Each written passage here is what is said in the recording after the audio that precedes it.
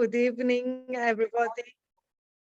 It's really great to have you with us. This is the United Nations Sustainable Development Solutions Network Europe, and we will be talking about the transformations that are needed for the joint implementation of the European Green Deal and the SDGs, the 17 Sustainable Development Goals of UN Agenda 2030. I will share a presentation, and our session will be interactive between the speakers of this panel, who are members of this senior working group, and also, I hope, with you. So please feel free to send questions, comments, and we will try to address them in this 50-minute session. At the moment, we are looking at the multiple crisis situation with the pandemic, the huge recession that derives from it, the climate change, and the biodiversity collapse. And we know that the members, each person and country is as resilient as the least resilient of those. We are in a very interconnected world, and we have seen very clearly how a pandemic can spread, and how these have multiple effects on our economic life, but also how all these connect to the climate crisis, the increased frequency and severity of extreme weather events, and the biodiversity collapse. The good news is that we have a blueprint towards facing simultaneously these 4 challenges, and this is the UN Agenda 2030 and the 17 Sustainable Goals. The United Nations Sustainable Development Solutions Network is committed to supporting the implementation of the SDGs at local, national, and global scales. It's the biggest network in the world that tries to promote and integrated approaches towards implementing the Sustainable Development Goals and the Paris Agreement on climate change. And we try to do that through education, research and innovation, policy analysis, and global cooperation. We have many initiatives and leading flagship projects, the measurement of SDG implementation in each country of the world, what we call the SDG Index, the Climate and Energy Project, a project on sustainable cities, inclusive and resilient and connected cities, a project that we call FABLE, and it's about the sustainability of the food and food systems and the whole nexus of water, food, and energy, a project on good governance of extractive resources, projects that have to do with SDG finance, the Latter Commission for the Recovery for COVID-19, a happiness report ranking different countries according not to gross national product, but according to the level of happiness they achieve. The so-called Mission 4.7, which brings together leaders from governments and academia and civil society in order to implement the SDG that is relevant for education and transformative education. And of course, our free educational program, the SDG Academy. Together with all this effort, we have the SDG Index and Dashboard, which, as I said, is a big effort in trying to measure the achievement of the different 17 SDGs at a national scale, at a regional scale, at sub-national scale, and we have the index for each and every country of the world. With regards to climate and energy program, there are many initiatives, roadmaps to decarbonization by 2050, and also initiatives that have to do with cities and climate change. SDSN Europe, and I'm very honored to be one of the co-chairs, has 4 major initiatives: the Sustainable Agri-Food System, the SDSN Seas initiatives that tries to identify sustainable pathways for the Mediterranean Sea, the Caspian Sea, the Black Sea, and the Aral Sea, the European Sustainable Report that measures SDG achievement in each and every European member state and some states beyond that. And then we also have the European Green Deal Senior Working Group. That is what we are going to present today, which is focused on the transformations that are needed for the joint implementation of Agenda 2030 for sustainable development and the European Green Deal.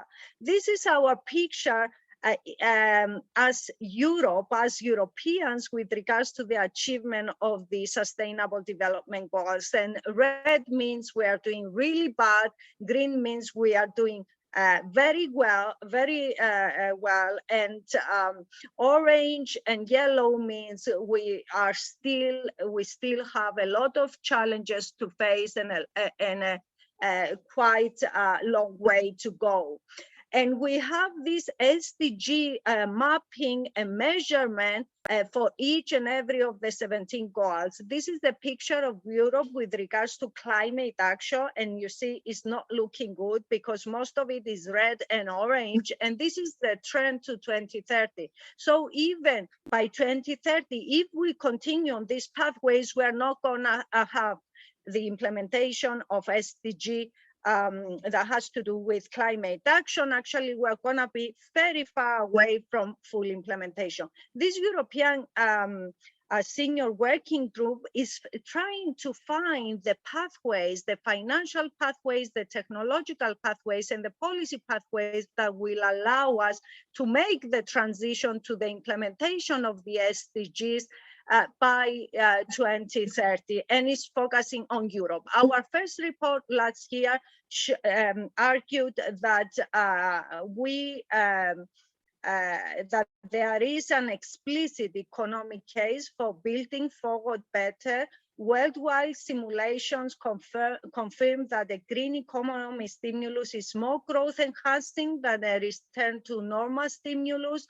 So we need to focus on a green and digital stimulus, and we want to go beyond a fiscal stimulus. We want to have a transformative public investment era that will shape a sustainable, fair, green, and digital transition and leverage private sector investment.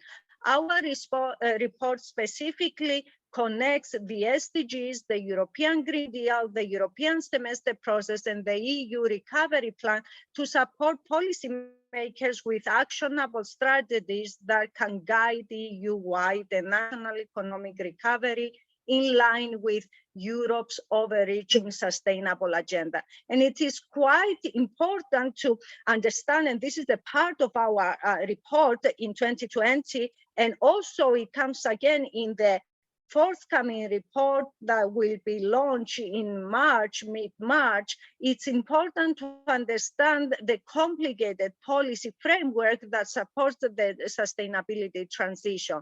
The SDGs, the Paris Agreement, the European Green Deal, the different European Green Deal policies that are now being sketched, the connection of these European Green Deal policies with the next generation EU, that is the so-called Recovery and Resilience Fund. So starting in 2019, we know that the European Green Deal is about climate neutrality by 2050, reducing pollution, clean tech leadership by European companies, and of course, a just transition, a social cohesion while moving towards sustainability. COVID generated the additional 750 million for additional to the multi-annual financial framework of Europe, and it's focused on a green and digital transition. Green and digital transition actually explicitly translated into any investment that is funded by the EU Next Generation had to be 37% climate mainstream and 20% digital mainstream. And our green transition refers to decarbonizing, circular economy, restoring biodiversity and sustainable mobility, while digital means improving connectivity, helping digital skills acquirement, deploying cutting-edge technologies, and of course, improving cyber security. And in 2021, we have so many policies that are being drafted. We have the European climate law, we have EU taxonomy, which is very important, and it basically amounts to many different documents and regulations that explicitly say which investments are considered sustainable: climate change, mitigation, adaptation, sustainable use and protection of water and marine resources, circular economy, pollution prevention, biodiversity. We have a new corporate sustainability reporting directive that asks companies, large companies and all listed companies to report their activities in a way that they can be audited and digitally tracked, their activities with regards to sustainability. And also all these sustainability initiatives have to be integrated in asset management as well. And we have this big discussion on which investments are really sustainable and should be considered sustainable. I cannot get into the details here, but there is a lot of discussion with regards to nuclear and natural gas, whereas bioenergy, hydropower, and hydrogen are more easy cases in terms of being explicitly excluded and included in the EU taxonomy. Then we have this Fit for 55 package of 13 legislative proposals that change everything that have to do with energy and the water, food, energy nexus and mobility. The revision of the ETS, the revision of the effort sharing regulation, the revision of the land use regulation, a proposal for a carbon border adjustment mechanism, the revision of the renewable energy directive, the energy efficiency directive, the energy taxation directive, forest strategy, and the revision of the regulation that has to do with mobility, cars, vans, aviation, and shipping. So many things are going on, and not just in Europe. After the COP, we had pledges around the world. 2 years ago, the world map never looked so promising. We have a momentum of commitment for climate neutrality, 40 countries by 2050, China 2060, India 2070. This is not good enough, but it's much better than what we had a year ago. And we have many agreements on the global level that affect the European policy implementation as well. So we need to move fast, because even if we have all the pledges implemented and all the national determined contributions implemented and all the long run strategies implemented, we are still not going to make the target of 1.5 increase in global temperature as per the climate change agreement by 2100. What we do in our report after integrating this very hectic policy framework, and it's hectic because a lot is happening today. A lot is happening as we speak. The the policies are being drafted as we speak, we try to find the connection using deep learning, machine learning between the SDGs and the 9 strategies of the European Green Deal. And we really find a very strong connection between the two. And we also tried to see whether the European semester process, the process that identifies the economic sectors where each of the countries have to invest more in order to reach the European average, what we try to do is to see whether these recommendations from this semester process actually are made for the sectors of the economy that show a very low implementation of the relevant SDGs. And we do this for each country in the European Union. This is the example for Greece. We do this for each country, and we have an average of 72 of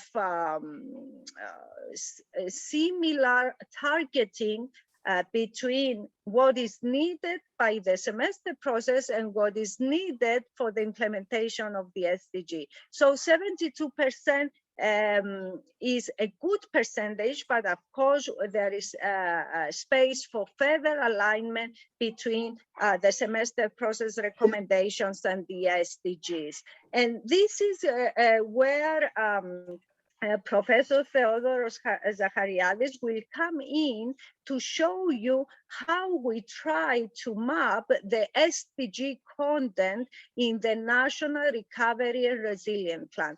By now, we showed the connection between the SDGs and the European Green Deal, and also the connection between the SDGs, the European Green Deal, and the semester process. And now Theo comes in and brings the 4th big initiative, the National Recovery and Resilience Plan, and tries to investigate the content, the SDG content of the RFFs of different countries. Theo? Thank you very much, Phoebe. Welcome to our side event. I will very briefly go through our work, which will appear in a month's time or 1.5 months. And there you will be able to find much more information. It's about linking the current EU recovery and resilience plans with the Sustainable Development Goals, with a view to providing a framework to align public investments and private investments with SDGs.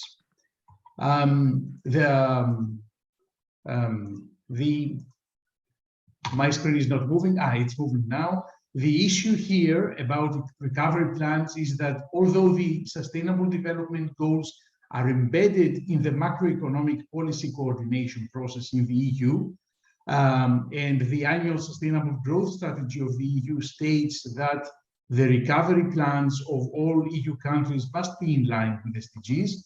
However, when the member states were preparing the SDGs, the recovery plans in early 2021, there was no concrete guidance for the linkage. In the previous report of last year that Phoebe mentioned, we made the link between the European Green Deal and the SDGs, and in our upcoming report, we link the recovery plans with the SDGs. So we have a case study from 7 EU member states, the flagship annual report of SDSN Europe Sustainable Development Report that was published in last December, already includes an assessment of the recovery plans of Spain and Italy made by 2 colleagues. And now we expand this analysis to 7 South European countries. So we add Bulgaria, Croatia, Cyprus, Greece, and Slovenia. Altogether, these countries, primarily Italy and Spain, account for more than half of the grants that are planned to be absorbed by the EU recovery plan. And we studied each recovery plan in detail and tried to link each measure that is included in each recovery plan with one or more of the 169 targets of the SDGs, or the more specific indicators that are used in the Europe Sustainable Development Report. That's just a snapshot of the result of how the investments and reforms in these 7 South European countries, totaling 172 billion euros, are allocated in relation to their relevance to different SDGs. And as you can see, 2/3 of the money goes to 5 SDGs, 9, 13, 8, 7, and 11, whereas other SDGs are less well paid attention to.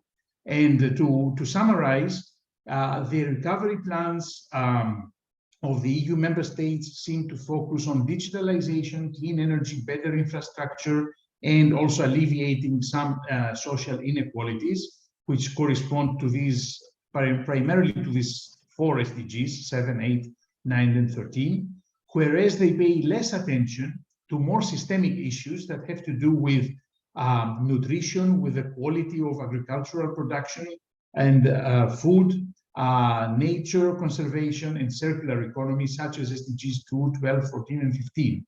But this is not necessarily justified, because in these SDGs, many European countries face significant challenges still. So this means that focusing only on some aspects of the economic stimulus in the EU may neglect some serious sustainability challenges. And there is also less attention on promoting behavioral change in the recovery plans. That's why the SDG-related assessment of public investments can offer a holistic framework to assess the recovery. And if we expand this to not only to recovery plans of EU member states, but in all national policies and budgets, then this can provide a really holistic framework, because the Recovery Fund is a major source of funding for investment and reforms, but not the only one.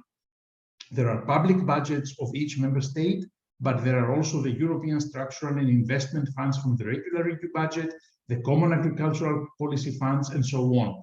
If we find a way to link, and this is entirely possible, to make the linkage of all these public investments with the SDGs, then we can move beyond the green budgeting initiatives of the OECD and the European Union to SDG budgeting of all public investments, which can also help inform private investments in the framework of the Sustainable Finance Taxonomy Initiative. More will come in our report to appear in March. Thank you very much.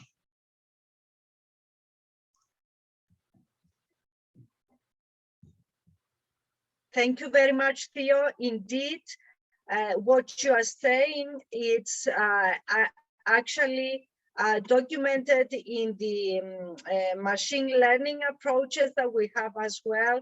The SDGs is a much more holistic framework that can allow you to allocate the budgets of the different initiatives, the European Green Deal, 1 trillion, including the Just Transition Fund, the EU Next Generation, including the Recovery and Resilience Fund, the funds from the cohesion funds on Europe. So we really need to allow the SDGs to become our blueprint for investment at the national level, at the European level, but also at the regional level, the regions within the countries. The next speaker, the next contributor is Elenia Romani, from Fondazione Enrico De Mattei, who has worked on assessing the impact of the Italian Recovery and Resilience Fund, and specifically on the energy consumption and the CO2 emissions of the country. So, Elena, please, the floor is yours. Thank you, Phoebe. I will share my presentation. Okay, can you see it? Perfect. Okay. Very well. Thank you very much for the opportunity of presenting here. So thank you to ECOSOC, SDSN, and Phoebe as well. It's a real honor for me. So I will present this work besides promising economic growth with the National Recovery and Resilience Plan of Italy also produce fewer emission, which is a research work I've been carrying out together with Professor Galeotti and Professor Lanza of FIM. A little bit of context. So, of course, we have the European Green Deal, a very ambitious instrument defined by von der Leyen herself as our man on the moon moment, matched by the European climate law, which sets two very important objectives. So the net 55% reduction target by 2030 and the climate neutrality by 2050.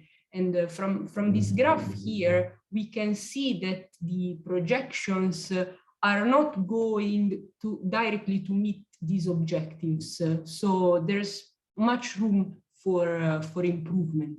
And the other important part of our context is the COVID pandemics, but mostly the recovery from the COVID pandemics. And since I'm using Italy as a case study, the Italian Recovery and Resilience Plan, which is composed by 6 missions. One of them, the mission number 2, is the Green Revolution and Ecological Transition one. And here, let me stress the importance of the environmental component of the plan.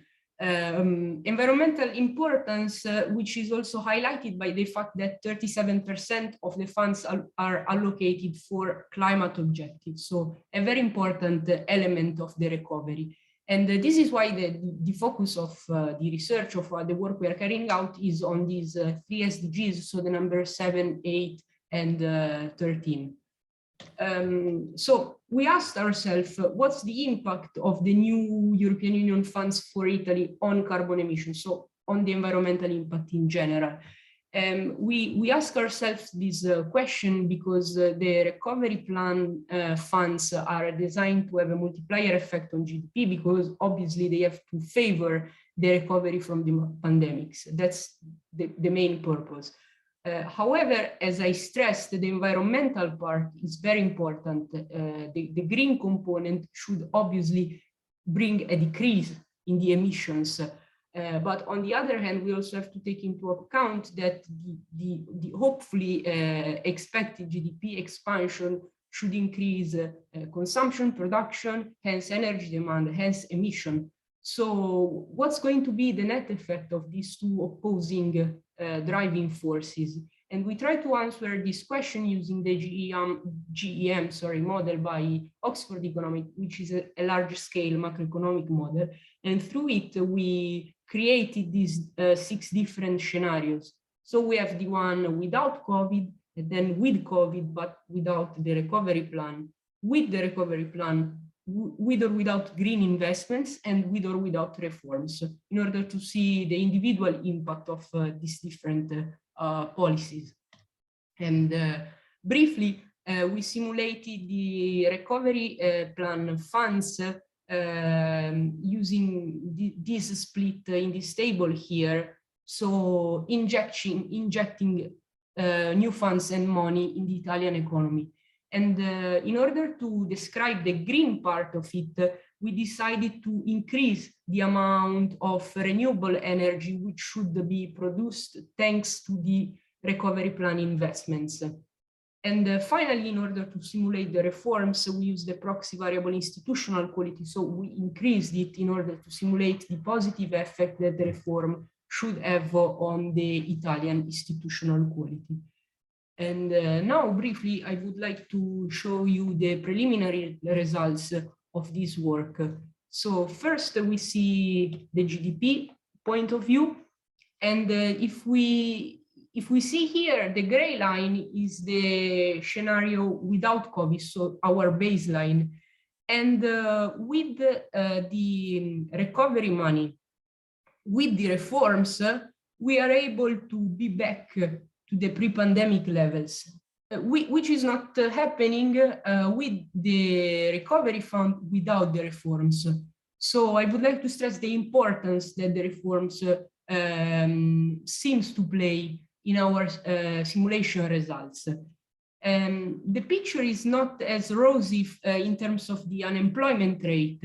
because here we see that the two scenarios with the reforms, green and non-green, are not enough to bring us back to the pre-pandemic unemployment rate level. And also, if we see the other two scenarios without the reforms, green and non-green, that's even worse, because we see that after, and of course, initial drop in the unemployment rate, we are actually back to the pandemic level without the recovery money at all. So, I mean, that's a little bit of a problem from our simulation results. And then in terms of the energy market, so we have here the total fossil energy demand. And of course, in the two green scenarios here, the total fossil energy demand is less than the two non-green scenarios.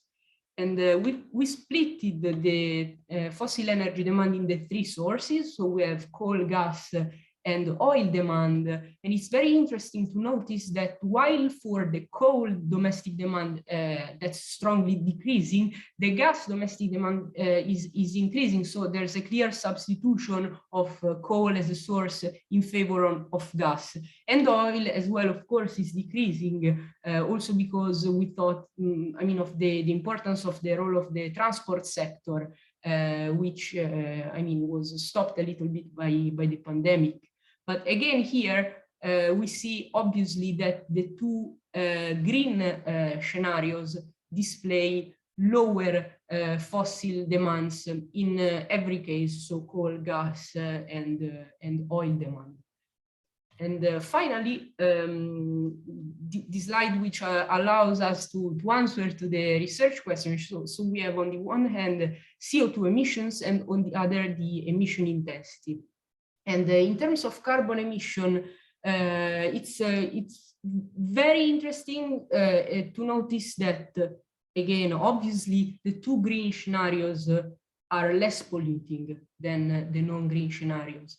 But comparing the two, you can see that the red one is the one with reforms, and the green one is the one without reforms. So the scenario with the reforms is more polluting than the one without reform. This is probably because of the mechanism I explained before. So higher GDP, higher productivity, higher consumption levels, and higher polluting level.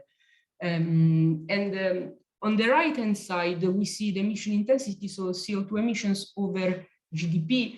And obviously, we have a decrease because there's an increase in the numerator, a decrease in the numerator, so CO2 emissions are decreasing, but also an increase in the denominator because GDP obviously is increasing thanks to the recovery fund money. And with this in mind, the two, let's say, best scenarios are the one green. So green scenarios is the answer, with and without reform, with this a slight difference between the two.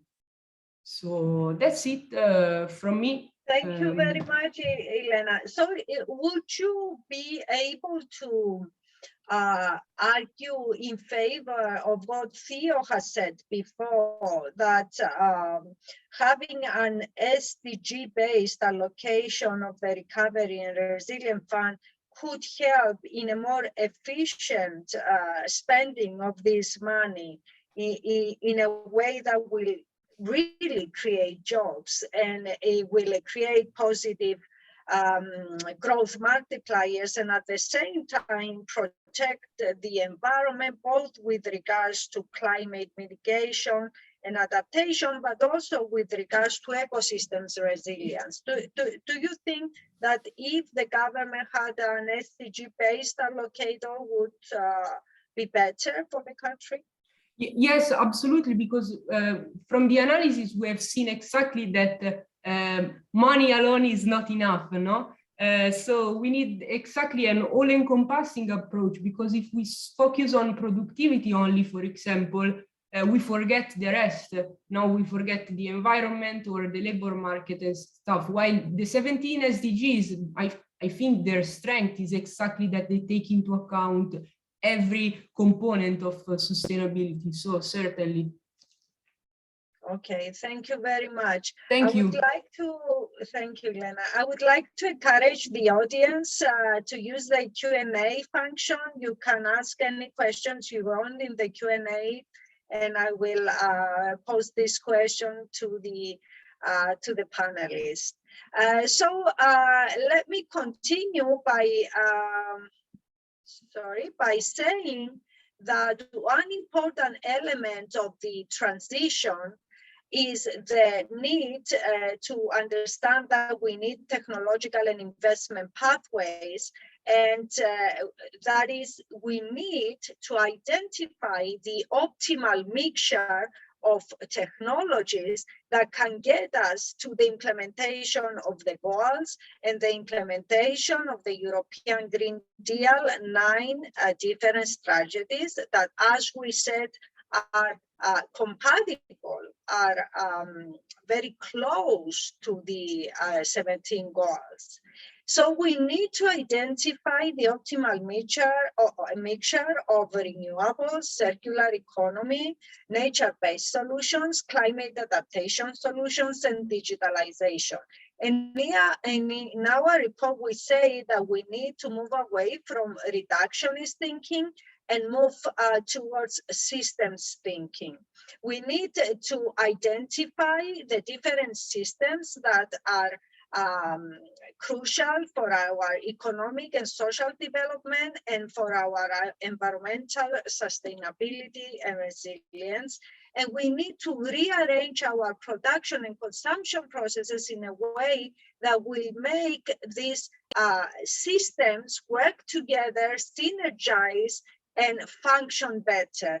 And it's only through systems innovation that we can achieve the transformational change that we need, because incremental change will not get us far. We cannot use reductionist thinking with very linear thinking if we want to really achieve the goals on time, if we want to achieve the goals by 2030, if we want to achieve 55% reduction of greenhouse gas emissions by 2030 as per European Green Deal, and become climate neutral as a continent by 2050. So we need to move away from project finance to portfolio finance, from single projects and incremental change to portfolio of connected innovation projects that synergize between them. And we need to move away from siloed and fragmented activities that are focused on technological improvements towards a wide appreciation of change levels.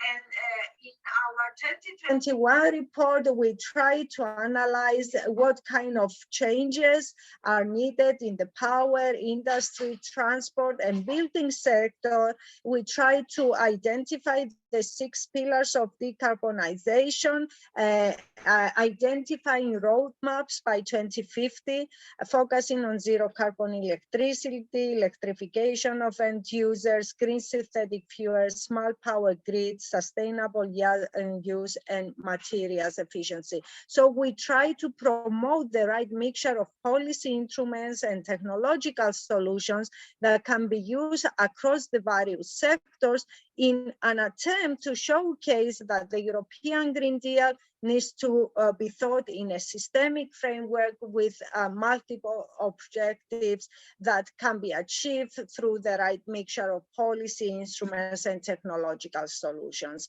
And an important part of this transition, of course, is, as Elena said, the job creation, the need for upskilling and reskilling, and of course, the enabling the citizens, the European citizens, to be part of this transition through creating jobs and through reskilling and upskilling. Dr. Carlo Papa will give us his insights on the effects of the green and digital transition on job multipliers and employment in Europe, especially in the energy sector, and identify what kind of structural changes we may need.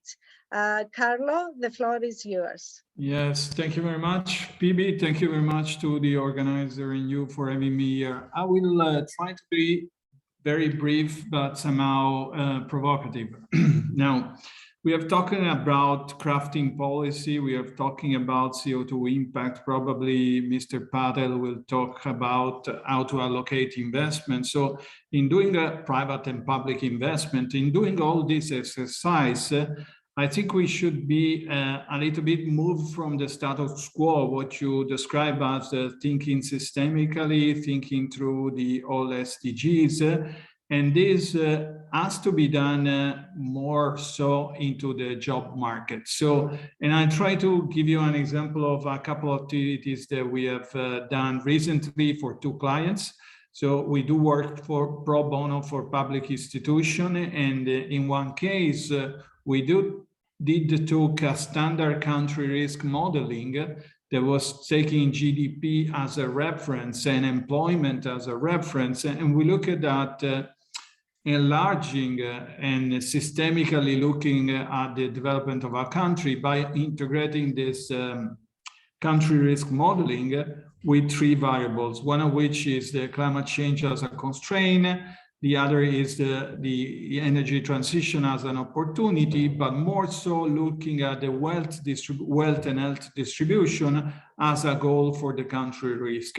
What I'm trying to say is that we counted not only the GDP created by the jobs or the number of jobs, but also how the country was ready, and several countries are ready to confront this transition and take the benefit of the transition or package like the Green New Deal in Europe.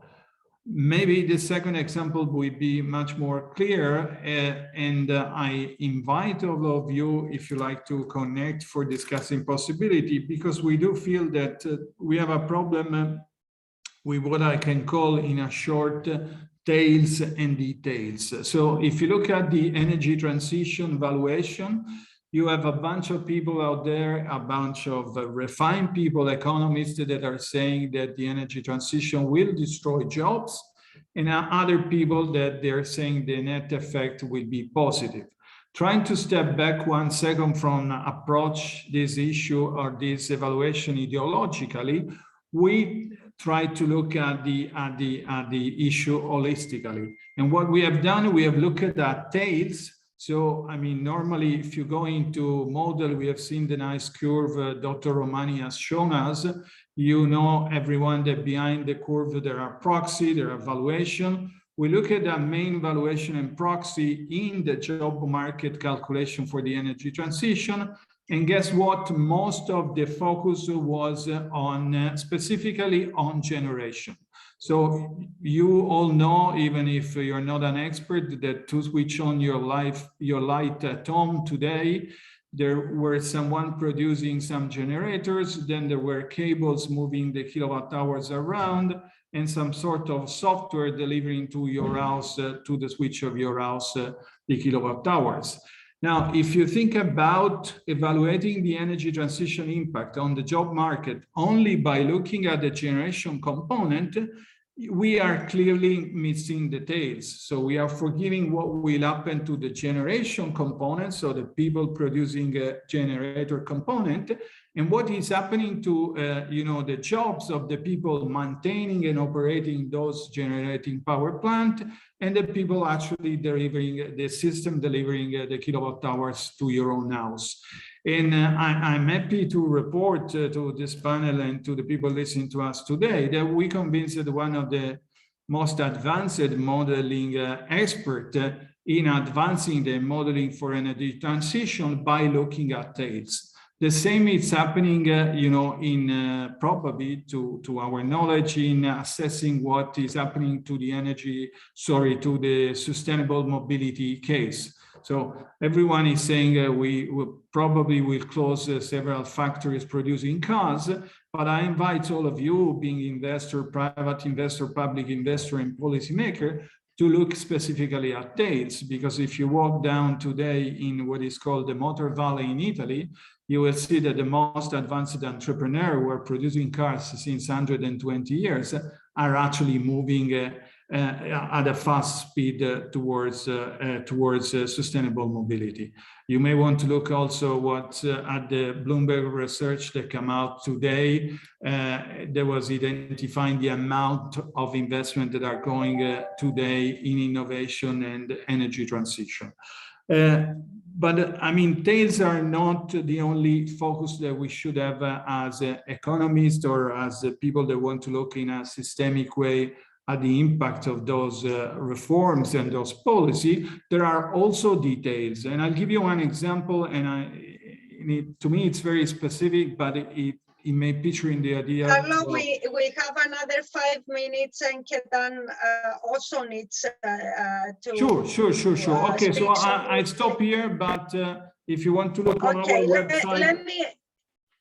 Okay, we have 2 very interesting questions, one for you, Carlo, and one for Elena. Please look at the Q&A and answer them. Ketan, I leave you the floor to tell us how we are going to finance the SDGs, what asset management is doing, and close this session in this way. Hey, thank you, Phoebe. Thank you very much. And thank you for everybody who's spoken about this massive challenge. So Force for Good is an initiative looking at the stakeholders involved in the system of capital and the flow of money across the world. And we launched an initiative which was Capital as a Force for Good, which examines in detail 100 financial institutions representing $170 trillion, so nearly half the world's assets, financial assets. And we looked at something like 400 data points to establish what they're doing. And then we also looked at the top 5 or 6 development finance institutions, technology companies, and fintech businesses. All our results sit in the context of a rapidly changing world, of course. So, these things are moving as we speak. But let me highlight the key things I think we need to know in the context of this discussion. So the first is we recalculated how much money we need and to finance the SDGs. And our calculation is that we need something like $140 trillion to 2030, and the shortfall is $100 trillion. And this is nearly double the previous estimates, because the previous estimates were very specific in their calculation, and we needed to update them for the Paris Agreement, for broader financial and other inclusion of poorer countries, for inflation, for the pandemic. So keep in mind this number of $140 trillion. The second is we found that financial institutions, when you look deep at the data, have a huge common ground, especially the largest, most active. And 30 of these we found were very active of the top 100. 100% of them have an ESG policy, pursue it, sign it off, declare their framework, and are actively pursuing things like diversity, committing to shareholder interest, but also to stakeholder interests, and are reporting against the SDGs. About 85% report against the SDGs. So these frameworks are becoming very internalized. The next thing we find is that there is a very interesting set of initiatives they launch, which are very aggressive and innovative. And there is a competition almost between the largest institutions to do more and more. So nearly $10 trillion has been committed to the SDGs, which is a record in 2020 to 2022. So in 2020, they commit this much, and they deploy $2 trillion already, which is another record. So you see the huge initiatives coming out. And amongst them is a club emerging of people who are very large institutions and are part of a, if you like, $1 trillion commitment club. They're committing $1 trillion at a time. The comparison, though, is very stark between the US and Europe. And for Europe and the data there, in the report that Phoebe spoke about, we looked at EFTA, the European Free Trade Zone, really, to see what the numbers are. Culturally, there is a different approach. The Americans are more likely to take an approach which is based on huge initiatives, bold, big initiatives, large commitments. And these are radical commitments to things such as diversity, racial equity, financial inclusion, and so on. The Europeans are approaching it as if it was a system to change and introducing regulations and rules and new methods to standardize the lexicon and so on. It's not to say that both don't do what each of them is good at, and both of them are doing each of this, but there is a difference of approach, a very big difference of approach. And so what we see is quite a regional difference. The rest of the world is doing very little in comparison. Even countries as large as China that have very advanced policies amongst financial institutions are doing very little. So their industrials might be, but not financial institutions. Of all the money they're spending, and you find something like $2 trillion of commitments of sustainable finance. If you take those numbers and you look at them relative to the whole, say bonds, this is something like 3% of the total bonds newly issued in any year, but 1.5% of all the bond stock that is out there. So this is very tiny, really. And in general, what we found was that the commitments that were made for things such as climate were made to advanced countries and to very few SDGs, as we heard earlier. Planet-related SDGs get 40% of the total financing, when the estimate is they probably need about 20% of the SDG funding, really. Now, I think everyone would argue, champions in SDG, that they all need more. But the ratio you can see is skewed towards advanced economy investments and things to do with climate and the planet, rather than things to do with people. Does it pay to do this? We looked at the 20 most ambitious active investors amongst all of these asset allocators. And what we found was that they make something like 6 to 8 times as much as the average financial institution from the MSCI World Finance Index across a 5-year period in terms of shareholder returns. There can be many reasons for that, but there is a correlation that seems very sound, that the more good they do and the more ambitious they get and the more difficult the problems they tackle, the smarter they become and the more returns they make. And there is a spillover effect, which is very big. There's probably only about a minute or so left, so I'll add this, which is to say that, so how do you get this solved? And I think my colleagues have touched on that. One is there are certain SDGs, about 5 or 6 of them, that are pivotal, synergistic. Most of them are underserved and have a knock-on effect on all the SDGs because this is interrelated. And if we focus on those 5 or 6, we make a huge difference. The second is there are a few things that are levers in the system. And if we pull those levers, we change the system itself of how money flows.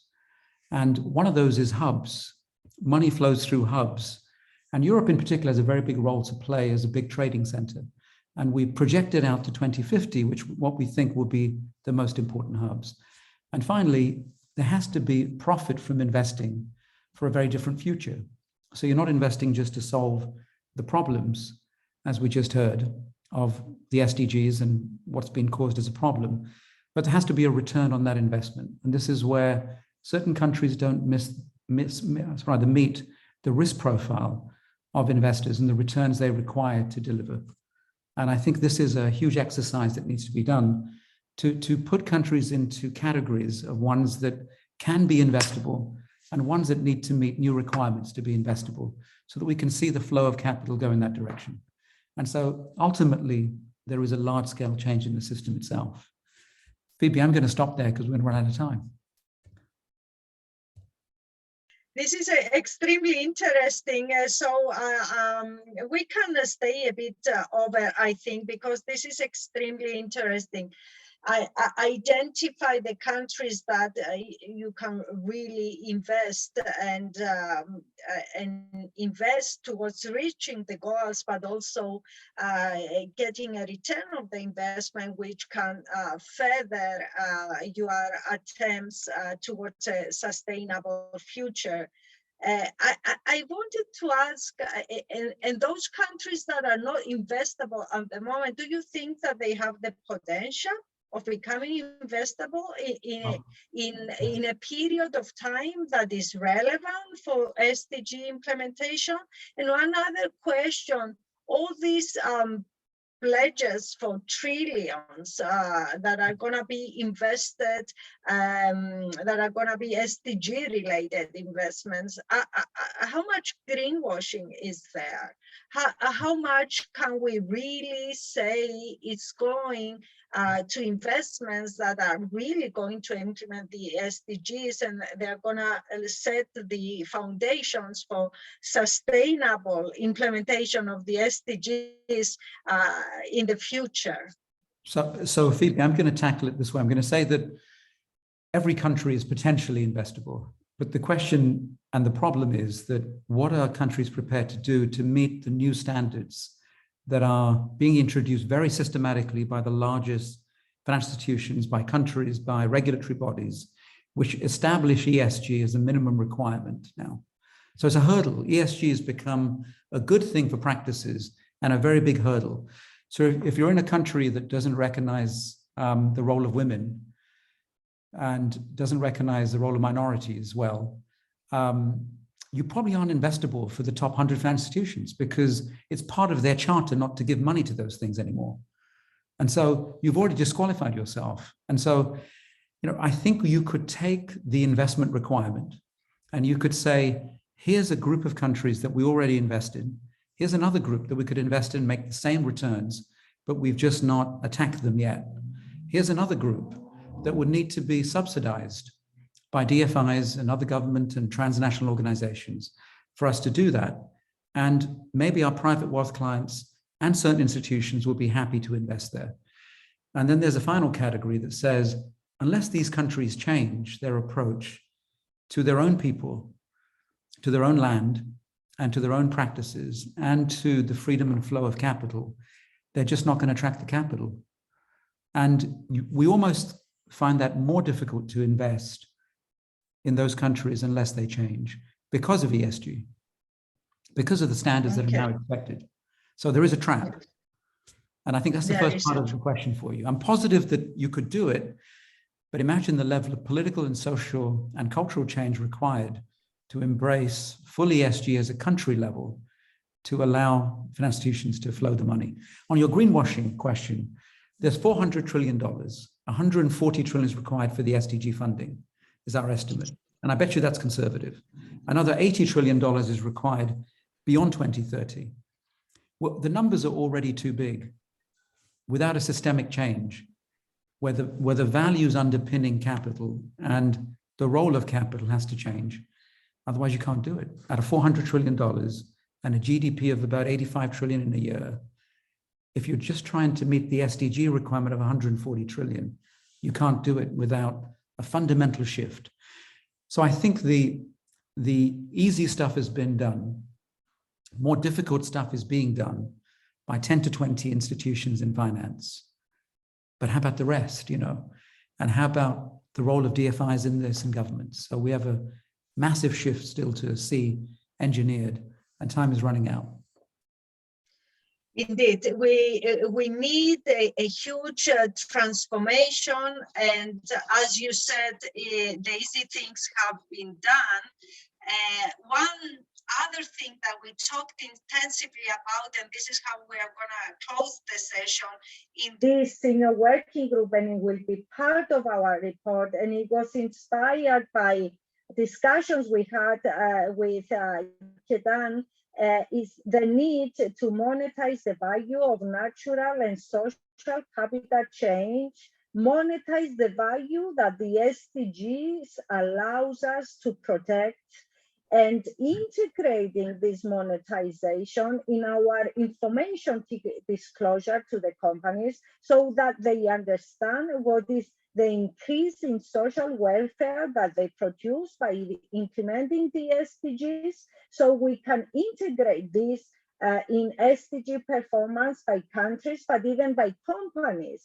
You can showcase, you can monetize, you can estimate and monetize the value that you create by implementing the SDGs. And this is crucial for budgeting. This is crucial for cost-benefit analysis that identify the most, let's say, socially profitable projects. And it is, of course, crucial for policy decision with regards to instruments that can accelerate the transition.